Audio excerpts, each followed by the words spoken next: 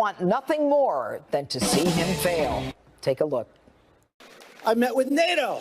Now, NATO, in all fairness, 29 countries, including us, NATO has been ripping us. We've been defending Europe, and they're not paying their bills. So I went in and I said, folks, you got to pay up. You're delinquent. So I said to my wife, you know, I just raised like a couple of $100 billion. And it was like so easy. It was so easy. I said, honey, wait till you see the press I get on this. It's gonna be great.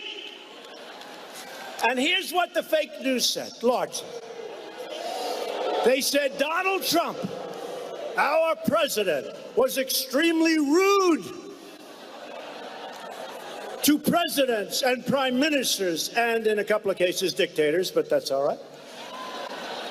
That Donald Trump was very rude.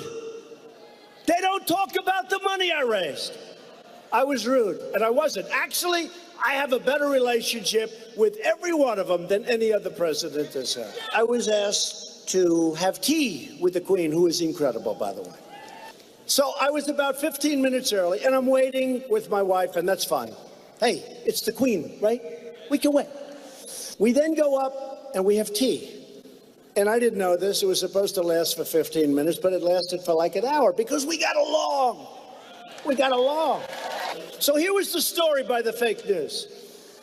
The president was 15 minutes late for the Queen. Wrong. And then here's the rest of the story. No, here's the rest. Here's the rest of the story. So they said I was late when I was actually early, number one. Number two, I guess the meeting was scheduled for 15 minutes, and it lasted for almost an hour. The president overstayed.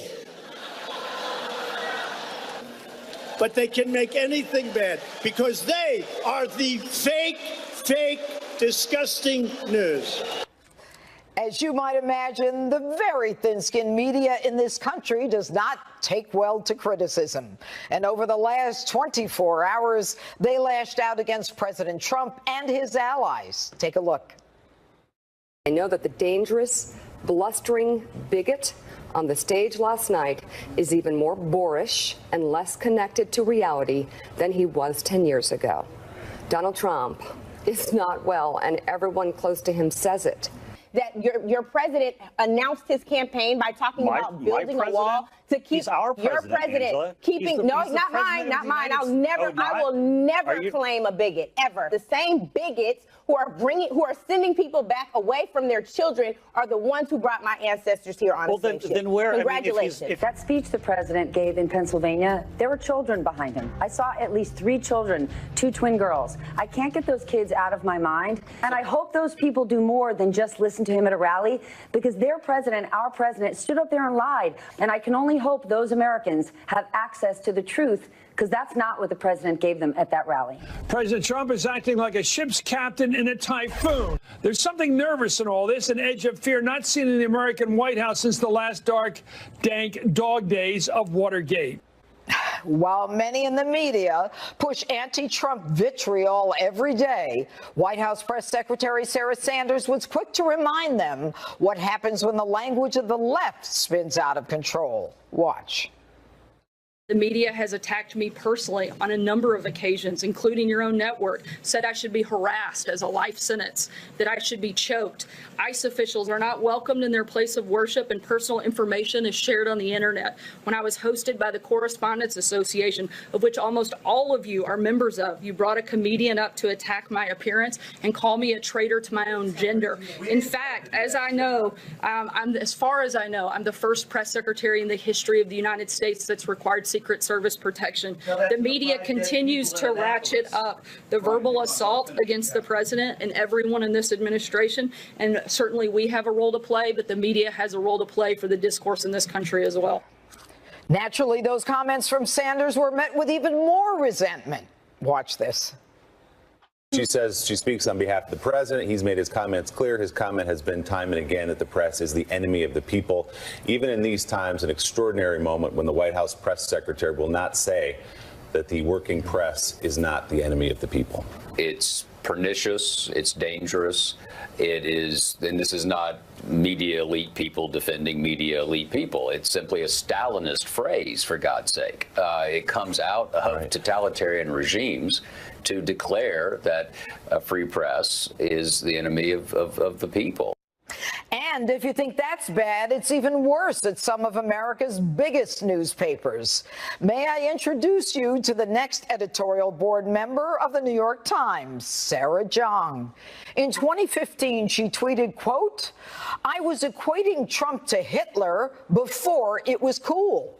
She also lashed out against white people, tweeting, quote, hashtag cancel white people, and, quote, "Are white people genetically predisposed to burn faster in the sun, thus logically being only fit to live underground like groveling goblins?" She also tweeted out her hatred for police, writing, quote, "Bleep the police, and cops are bleep." The New York Times just defended hiring that person. Meanwhile, the very worst example of media bias this week is something called bias of omission. For example, CNN spent less than a minute covering the ceremony where Vice President Pence received the purported remains of fallen American servicemen who died during the Korean War. MSNBC didn't cover it at all. The mainstream media is also happy to largely ignore the president's soaring new approval rating. They're also playing down America's record-setting economy. The unemployment rate is now an incredibly low 3.9%. Joining us now with more is counselor to the president, Kellyanne Conway. Good evening, Kellyanne. Good evening. Thank you for having me, and congratulations on your bestseller book. Amazing. Thank you, Kellyanne. Listen, what we heard when over the last couple days was stunning enough, but the reaction by the press to Sarah Sanders and the reaction by the press when they are now saying that everyone close to the president knows that he's not well, like Mika Brzezinski, and the claim that the president is not well by Chris Matthews. Do they really think those 10,000 people cheering in Pennsylvania in Wilkes-Barre were stupid and couldn't figure out if this president were smart with the program or not with the program? Well, that's the thing, Judge. All across the country, and I travel frequently on behalf of the White House, and you see the president out in the hustings quite a bit now. He'll go to his third rally this week, tomorrow in Ohio. Right. He was in Florida and Pennsylvania already this week, and he does that for a very specific reason. He takes the case directly to the people, cuts out the middleman, and let's face it, the middleman doesn't like it. Cuts out the middleman when he communicates with all of us at the very same time what's on his mind at any given moment through his vast social media platform, cuts out the middleman. And I don't want to lose sight of how much affection and appreciation there is in this country for this president and his policies. Yeah. People know, they feel, and they're living exactly what you just said.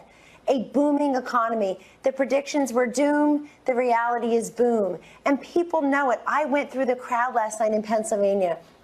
They are there because they are appreciative of having options in this job market. They're appreciative of having more money in their pockets and their bank accounts. It gives them freedom and confidence and buoyancy. And it won't matter who tells them that that's not the truth. If they see it in their 401ks, they see it in their paychecks, they see it in their home values. The other thing is, I know there's a lot of hand-wringing about, are the media biased and this, that, and the other. I mean, is the ocean wet? But the fact is that the bias of selectivity is the one that I've been talking about since the campaign, certainly through the transition administration, and it's this. You can look at bias coverage, but I think what's really harming America is what I refer to as incomplete coverage. The omission of all of the stories that are actually news you can use, details and facts and figures that people need to know as Americans. So the administration and the media each have vast platforms. Ours is much bigger, frankly, which is probably also bothering some of these other folks and their ratings and their revenues. But We have responsibilities to make sure let me just people get interrupt you for a second. I want to interrupt and they're just not doing that. They're not doing it. But, you know, when you talk about what's going on in this country, I mean, forget about the media that, you know, is just totally focused against Donald Trump. And I want to ask you, I want to get on another subject in a minute. But the animal spirits that are going on, the instincts in this country with the economy, when the president talked about Valley Forge and the role of steel in Pennsylvania, I mean, he is integrating the two issues, the economy and, you know, a patriotism. And I thought it was just brilliant the way he did it. But I want to go on to this woman with the New York Times who's going on the editorial board of the New York Times, Sarah Jung. You know, most journalists operate under the, you know, the guidance of the editorial board.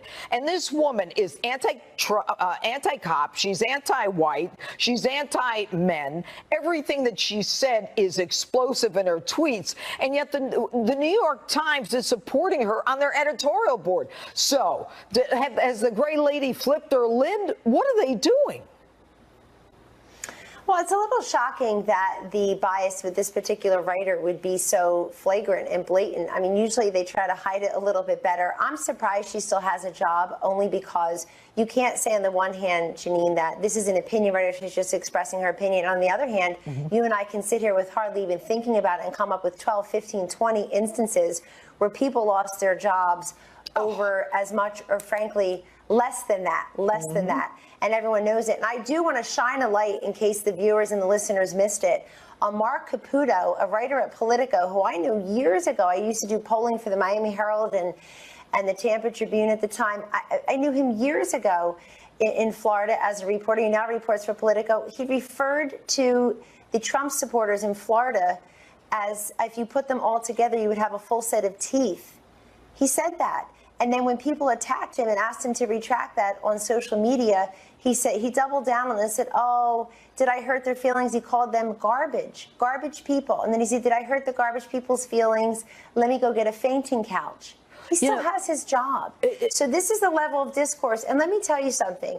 Not everybody in the media is the same. Not everybody in the industry is the same. Right. But there is this growing sameness within what is covered and what is excluded from the coverage that is harming. But it's just shocking to me that these people still have a job in what is called reporting. It's not shocking to me that the media have about a 17% approval rating. Theirs is going down, staying the same, where the president's is actually rising, as you said. And to not cover the repatriation and the Vice President of the United States, Mike Pence, meeting our fallen heroes as their remains came to Hawaii this week from North Korea.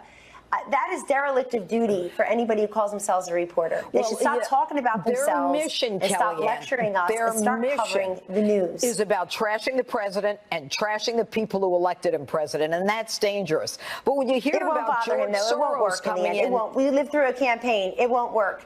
You know what? We prefer positive candidates in this country. Since 1960, all the way through 2016, with the exception of 1972, this electorate has always chosen the presidential candidate who they saw as more positive, optimistic, and just sunny. So knowing what you know and all the stats that we have, and the president first term, historically, his party loses midterm. What do you think is going to happen in 2018? You're the pollster here. Well, we know that, sure, we know the historic numbers. We know that Obama lost 63 seats. That was a shellacking. Clinton lost 54 seats in control of the House. But they had also taken actions that were outside the mainstream. They didn't give historic tax cuts, historic deregulation, try to bring peace in dark corners around the world. So you see it coming out differently for this president? Well, I do, and I'll tell you, I do. The one thing that we're up against that we cannot control are 42 Republican House retirements. That's devastating. Yeah, that But this is a president that doesn't follow the trends. He makes new trends. He doesn't repeat history. He's made history, and he will be out there doing his level best, as will the vice president. So you and think even he's those of us on the B team. History in the midterms? Out there. All right, Kellyanne Conway, thanks. Absolutely. And by the way, nobody's predicting 60 seat losses. Have you noticed? They're not doing that. And I think we'll pick up in the Senate as well and get Brett Kavanaugh on the Supreme Court. Thank you. All right, Kellyanne, you got it all in. Coming up on this special edition of Hannity, Trump's legal team will reportedly decide within days whether the president will sit down for an interview with Robert Mueller. Greg Jarrett, Tom Fitton weigh in on that and more. And don't forget, be sure to pick up a copy of my new book, Liars, Leakers, and Liberals. They have it backwards. Stay with us.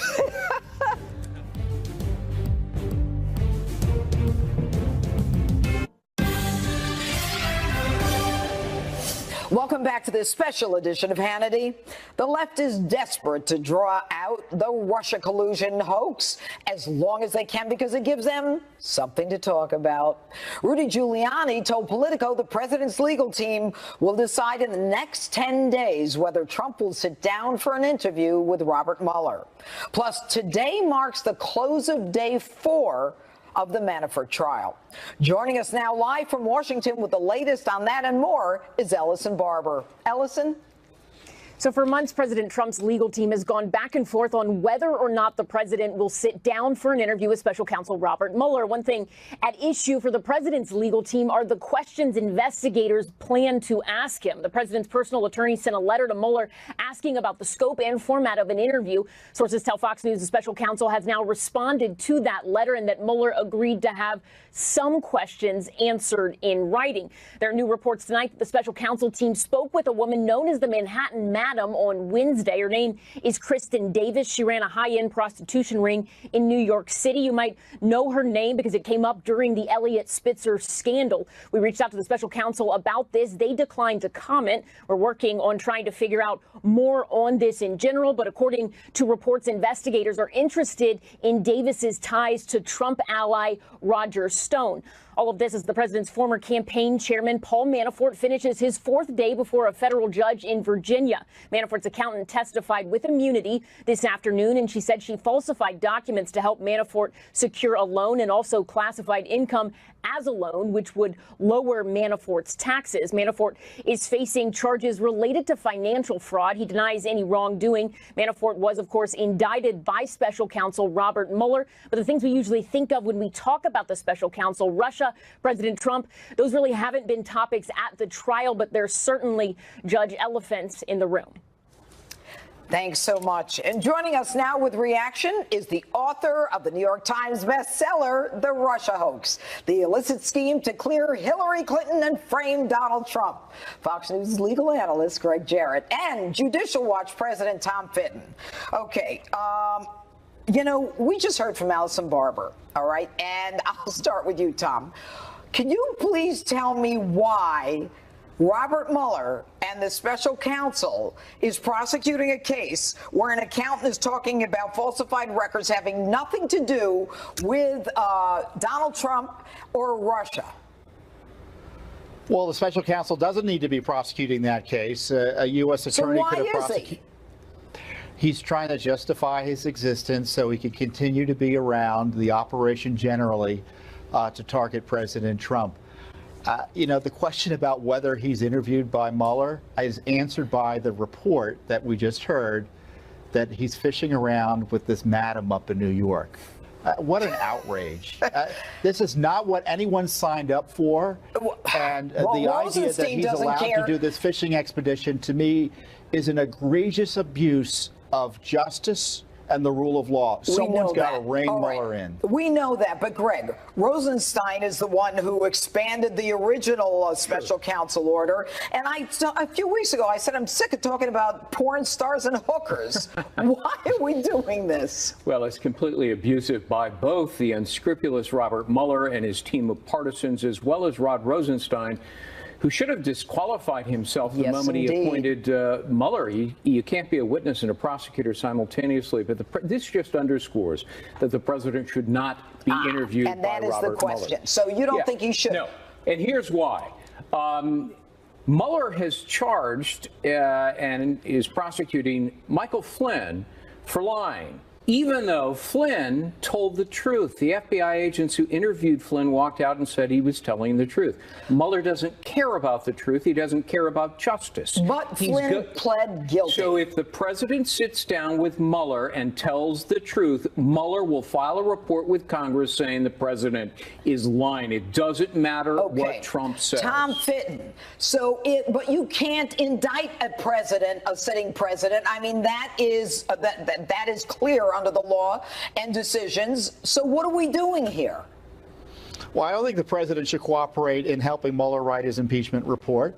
And the Mueller operation, as Greg notes, is thoroughly corrupted. The whole superstructure of the Mueller operation has been corrupted by Strzok, by Steele, the Clinton DNC dossier, Comey stealing records to get Mueller appointed, Mueller's conflicts, the partisanship of the prosecutors he has, and for what is the president going to be questioned? The Justice Department should protect President Trump from this continued harassment and shut Mueller down. But they're not going to do it. No other prosecutor would be allowed to harass the president with questions about issues that he can't be indicted on. This is just crazy town. All right, Greg. So Tom is right that the DOJ should protect the president. They're obviously not doing that. Okay. So the president should not sit down with Mueller. Right. There's no legal basis. What benefit does he get? Well, I mean, from his standpoint, he feels like he's innocent and unfairly persecuted. He would tell you, I don't know any Russians. I didn't talk to anybody. I didn't collude. And if anybody in my campaign did, I didn't know about it. You know, when I represented a few innocent people and they wanted to scream from the rooftops, I'm innocent. And that's how President Trump feels. However, as an inferior officer, Mueller has no legal right to question the president about exercising a constitutional authority to fire somebody. All right. So if the president decides, as Rudy has said, in the next 10 days and probably 9 days, then what happens? Does Mueller subpoena the president and then we go right to the Mueller midterms? does not have the appetite to subpoena the president because Mueller knows he'd lose in federal court. Aha. Okay. Now, Tom, I'm going to go back to you. Judicial Watch. And you know I'm always complimenting you for what you do because you get stuff that Congress can't get, which makes me crazy since Congress has oversight. But we'll save that for another time. Now, new documents. Talk to me. What did you find out today in your Freedom of Information requests? Well, the FBI just gave us heavily redacted documents. 2 pages were unredacted of 70 about FBI contacts with Christopher Steele, the dossier author who worked for Hillary. Right. They were co-payer. They were spending money on Steele. They met with him 13 times in 2016. 11 of those visits ended in cash going out to Steele, it looks like. From the FBI? And then in November, they decided they couldn't use him as a source anymore because he broke the rules by disclosing his relationship with the FBI. Okay. And we do now know, even after that, they continued to use him. But the documents are pretty devastating in that regard. Okay, but so Tom, you're saying that the FBI gave Christopher Steele, the guy who got the money indirectly from Hillary Clinton and the DNC, who is a British spy who then goes to Russia to have the document made, got cash from the FBI 11 times? Yes, the Obama FBI were co-funders of Christopher Steele's Russia investigation with the Clinton DNC operation. Your book, The Russia Hoax, my book, Liars, Leakers, and Liberals. If we had had that, we could have done another chapter. Oh, sure we could. You know, it's Christopher Steele, who wrote this totally phony document that the FBI used, was not only on the payroll of Hillary Clinton, he was on the payroll of the FBI investigating 7 months before the Trump-Russia collusion case was formally opened. Well, you know what? Sad commentary. Anyway, Greg Jarrett, Tom Fitton, two terrific sources for us. Coming up, new numbers out today prove the Trump economy is booming. But that isn't stopping the Democrats from trying to downplay the president's successes. Austin Goolsbee, Sebastian Gorka, and Congressman Ron DeSantis and Matt Gaetz when we return. As this special edition of Hannity, Trump versus the left, continues.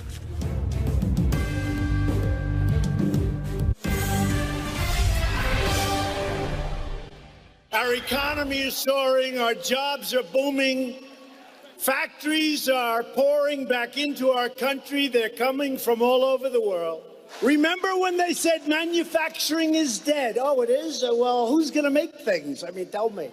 Manufacturing is dead, they said. We've added 400,000 incredible jobs. African American, Hispanic, Asian. You have the lowest level of unemployment in the history of our country. How does somebody fight that, right? The women's unemployment rate, I'm sorry, women, damn it, is the lowest in only 65 years. Not history. Sorry. But at 65 years, I'm doing my best. The veterans' unemployment rate has reached the lowest level in 18 years, and that's going to go up very rapidly. More than 3.5 million Americans have been lifted off food stamps. That was Donald Trump last night in Pennsylvania touting his economic successes. And today, new economic numbers reveal the economy is booming. Just look at some of these statistics. 157,000 jobs were added in July, and the unemployment rate is down to 3.9%. Hispanic unemployment hit a new record low in July. Earlier today, President Trump tweeted about the great economic news, writing, quote, July is just the 9th month since 1970 that unemployment has fallen below 4%. Our economy has added 3.7 million jobs since I won the election. 4.1 GDP. More than 4 million people have received a pay raise due to tax reform. $400 billion brought back from overseas. Of course, the left is trying to figure out how to spin these great economic numbers for Trump, with some Democrats even claiming that workers are, quote, losing their jobs. Joining us now is the author of Why We Fight, Fox News national security strategist Sebastian Gorka, and former Obama economic advisor Austin Goolsbee. Austin, I want to go to you first. So, okay. So you remember what he said to the inner city, to African Americans, what do you have to lose? And now African American unemployment, the lowest in history. And I'm not going to repeat all the numbers. Please tell me how you're going to say Donald Trump is not a good president, at least for the economy. Well, I'm kind of surprised that you're choosing today's job number, because today's job number was actually a whiff, was almost 40,000 below what was expected. Well, that's expectations. That doesn't mean it's not a plus. 157,000 is okay. Now, if we had this conversation last Friday, I would be totally on board with you that we had a great GDP jobs growth number. The economy tanked since last Friday. I was just going to say something. The president should be proud of that number. Okay, Austin, I know you got a tough job tonight, but we're going to have to go after you. Okay, Sebastian, hit it. Can't they just be happy for all Americans, just for once? I mean, really, the New York Times has to hire racists for its editorial board. I get it. But let's talk about the economy. Let's get back into the real world. I've just read your new book. You know the president. You've known him a long time. He wants success for all Americans. This is what the left doesn't get. I worked for him. I took the job with him for one reason, because he doesn't care if you voted for him or not. You could have wanted Bernie to be president. You may have voted for Hillary, but he wants you to succeed. He wants you to be safe, and he wants you to prosper. That's the president. And the left will never believe it, Judge. Well, let me ask you this, Austin. When the Democrats start running, and they're running now, obviously, for 2018, which is why the president has already started this push. I mean, how do they just ignore the economy, or do they talk about maybe ISIS is coming back? What do they say? I think what they would say is the numbers you quoted, where you said 4 million people have gotten a raise. There's 150 million workers in the country. If you look at job creation rates or wage growth, both of those have actually slowed down in the 18 months that we've been under Donald Trump. Wait a minute. So I think they'll probably highlight those facts. Okay, and do you think that America, and I'm going to let Sebastian answer that, but do you think America agrees with Nancy about that's just crumbs? It's just crumbs. Would they rather not see extra money in their paychecks? That's Austin. For you, Austin. Austin. Oh, I thought you said Sebastian. No, I said I'll go to Sebastian. They would like to see more money in their paychecks. They haven't. Their corporate profits are at record levels as a share of GDP, and the wage share of the economy is the lowest that it's ever been. Okay, so let's get down to brass tacks. Trump should emphasize that growth is fast, and the Democrats will emphasize that wages have not been going up. But they have. Go ahead, Sebastian. So I just want to know what Austin and his cadre say to the fact that we have the lowest minority unemployment since record keeping began. You can't spin that. You can't say, well, the growth has decelerated. Who cares, Austin? We have oil companies. Thanks to the unleashing of the Anwar. We have oil companies that are giving $25,000 signing bonuses in America. That is an economy unleashed. How can you not be happy to see the unemployment figures? How can you? We have basically functional zero unemployment. We have more jobs available than people looking for jobs. How do you spin that, Austin? Go ahead, Austin. We've had 115 months of private sector job creation, the longest streak ever. About 18 of those months were under Donald Trump, and all the rest were under Barack Obama. It's Obama, and it's right? great. It's Obama. I'm totally for it. The man who couldn't get 3% GDP growth ever. African Americans had the worst unemployment under an African American president. Either. Say it again, Austin. Donald Trump. So you're saying we don't have 4.1% GDP growth rate of 3%. So what's the latest 4.1% figure? That's just fantasy? That was for one quarter. Yes. As you know, Sebastian, yeah, but you know that happened 4 different times under Barack Obama. Here's the problem, Austin. Barack Obama had us convinced that 1% GDP was the new normal. Right. Those bozos actually believed it. Now we're at 4.1. You want to say maybe it won't last, but completely not correct, guys. Oh, it is correct. Sebastian Gorka. We want the economy to grow. Next Friday, same time. If we could have 4% growth permanently, that'd be great. Okay, I'm going to hold you to it. Joining us now with more reaction are Florida Republican Congressman Ron DeSantis and Matt Gaetz. All right, good evening, gentlemen or congressmen. I'll start with you, Ron DeSantis. All right, so you're running for governor in Florida. All kinds of great things are happening with the economy and Donald Trump. So when you run in Florida, do people in Florida care about that? Oh, absolutely, Judge. I mean, we've had a good run here in Florida during Rick Scott's tenure. Now with what the president's doing, particularly the tax reform, because, and Janine, you probably know this, you will know this when you file your taxes in New York, by getting rid of the deduction for the high tax states, that is going to influence a lot of people to pick up and come to Florida, particularly if you're in industries like financial services where you can be here. So I think we're primed to really capitalize off a lot of the good things the president's done. And I think Florida's probably never been in a better position as long as we keep good, solid, low tax, fiscally responsible policies. All right, Congressman Matt Gaetz, you're from Florida also. You just heard Austin Goolsbee talk about the economy as though it's not going to, don't believe your lying eyes. You're kind of like Peter Strzok when he testified before you guys in Congress. Don't believe your lying eyes.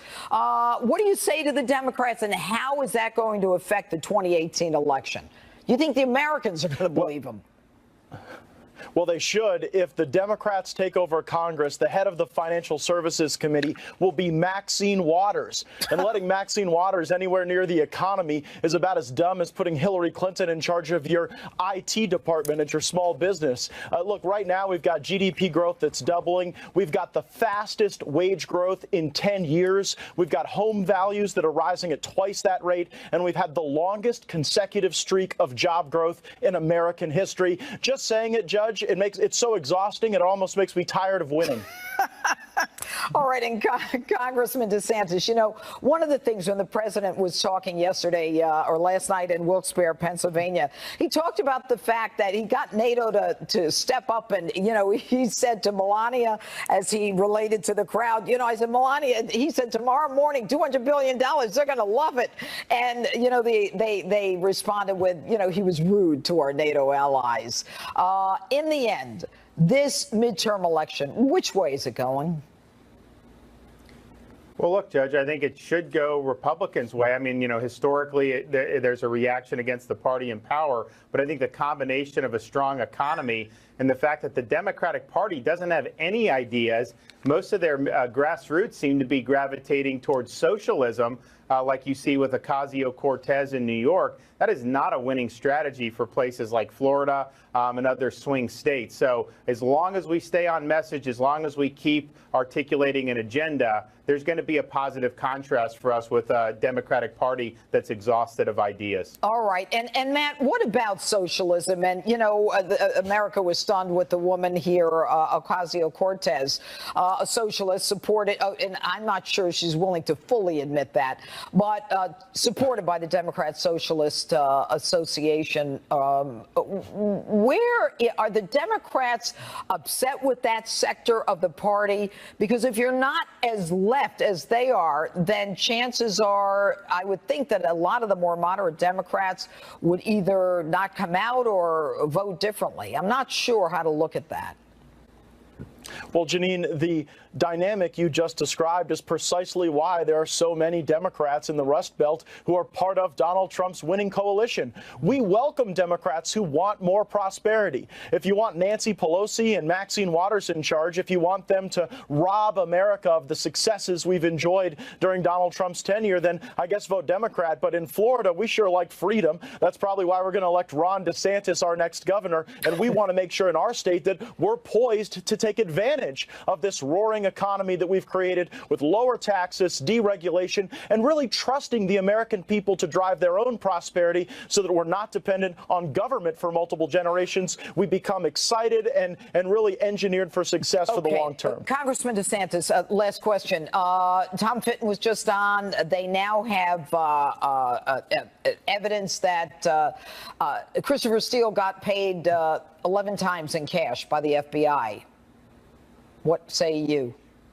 Well, look, we suspected he had been paid. They didn't give us straight answers. Then we figured out he definitely was paid, and now this. So I think it further undermines the credibility of the explanations we've been giving, and it shows they knew or should have known that Steele was working on behalf of the Democratic Party, and to pay him like that and then funnel it through from Bruce Orr, that's a big problem with how this whole thing was done. Yeah, but you know what? It's about time that Rod Rosenstein and his gang and the rest of them are made accountable, but who knows if that'll ever happen. Thank you, Congressman.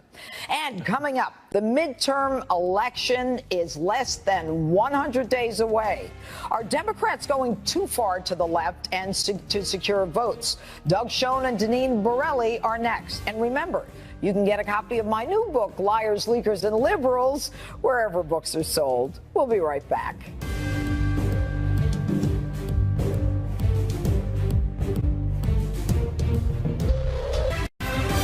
You know who the new star, you know who the new leader is? Maxine Waters. Very low IQ. Low IQ. No, Maxine Waters is she's like their new star. Welcome back to this special edition of Hannity. That was President Trump last night, revealing who he thinks is the new leader of the Democratic Party. Is the far left going too far this midterm season? Joining us now with reaction, Fox News contributor Deneen Borelli, Fox News contributor, former Clinton pollster Doug Schoen. All right, good. I'm going to start with a quick question. Sure. Is Maxine the new face of the Democratic Party or the leader? Well, I hope not. I don't think she is. But candidly, with her and people like Ocasio-Cortez, who was just nominated in a secure Democratic district, we have people who are engaging in just resistance and socialism as prominent, and hopefully not leaders of the Democratic Party. Okay, what do you think, Deneen? Is Maxine Waters the new face of the Democratic Party? She definitely is, Judge, and congratulations on your new book. Oh, thank you. Listen, Maxine's agenda has nothing to do with Americans working and families being well off. Her agenda really is to impeach President Trump. She says that any chance she gets. She calls the tax cuts tax scam. Okay. And let me tell you why she's doing all of this. I think the Democrats are very desperate right now. Black voters' support for President Trump is on the rise. And so I say expect more of this rhetoric from her. All right. Now, just so our viewers, in case they've been under a rock, I want you to see Maxine. And with this kind of inspiration, I will go and take Trump out tonight. Unveil the criminal activity, the unconstitutional activity of this president and his family. So I have dubbed them the criminal Klan a long time ago. And I will fight every day until he is impeached 45. This is a bunch of scumbags. That's what they are. Those are very strong words, organized around making money. The fact that he is wrapping his arms around Putin while Putin is continuing to advance into Korea. Doug? Well, about the only thing that is true there is that if you read the front page of the Wall Street Journal today, the Russians are doing nothing to restrain North Korea, and that's a problem. The rest of what she said is just a load of garbage, and I just think as a Democrat, I completely distance and dissociate myself from it. Okay, but unfortunately, you've got the likes of Maxine and Nancy, who both seem to be flipping their lid, and then you've got, and I'll go to you with this, Deneen, and then you've got Ocasio-Cortez. Is the Democratic Party that historically will win the midterms in the first term of any new president, are they so fractured that they're not going to win? I think they are very fractured. You have the likes of Maxine Waters, and then you have those who are left of the left that are running on a socialist agenda. And so when you look at the Trump economy, the rollback in taxes and regulations, it's a pro-growth economic environment. There are not enough people for jobs. I mean, something is really happening here in America where America's first agenda is working. All right. So, Doug, you are